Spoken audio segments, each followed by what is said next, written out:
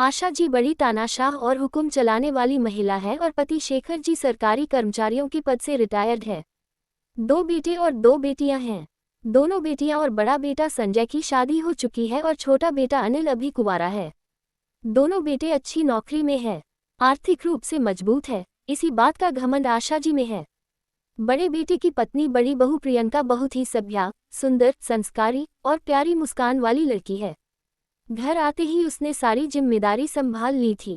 वह घर में सभी का बहुत ही ध्यान रखती, पर वह एक गरीब घर की लड़की थी, जिसकी वजह से सुनीता जी को कुछ कम पसंद थी और हमेशा प्रियंका पर रोब दिखाती, ताने देना कभी नहीं भूलती।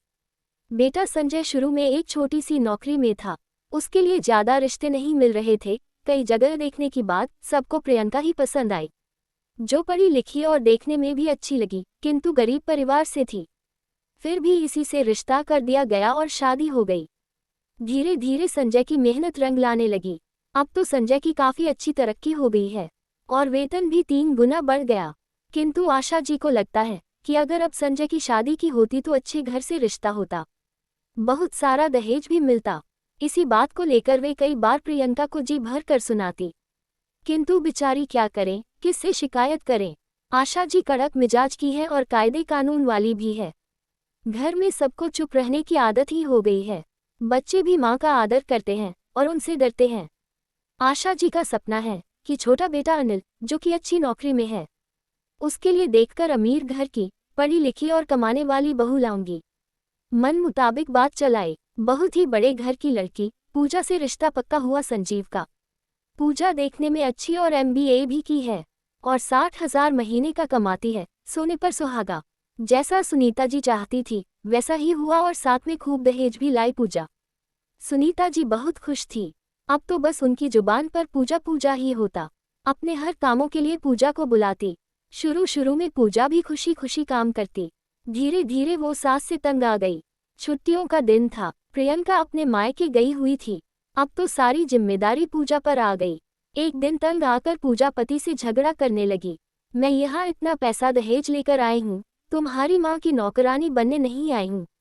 वो भाभी को नौकरानी समझती है और वह बेचारी सब सहती है, मगर वो इस गलत फहमी में मत रहे कि मैं उनके ऑर्डर सुनती रहूं।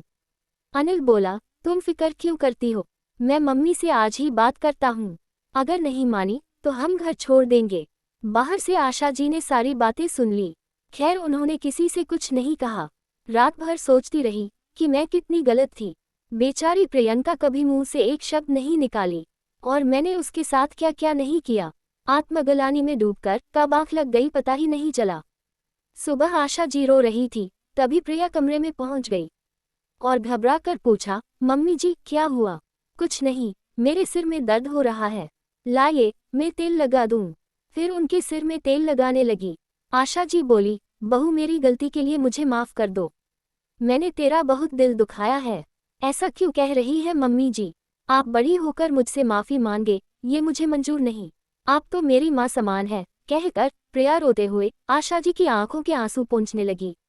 अब आशा जी के बदले व्यवहार से सभी घर वाले खुश थे, खासकर दोनों बहुएं। दोस्तों, आपको ये कहानी कैसी लगी? कहानी पसंद आई तो इसे लाइक और शेयर करें और चैनल को भी सब्सक्राइब कर लें। धन्यवाद दोस्तों।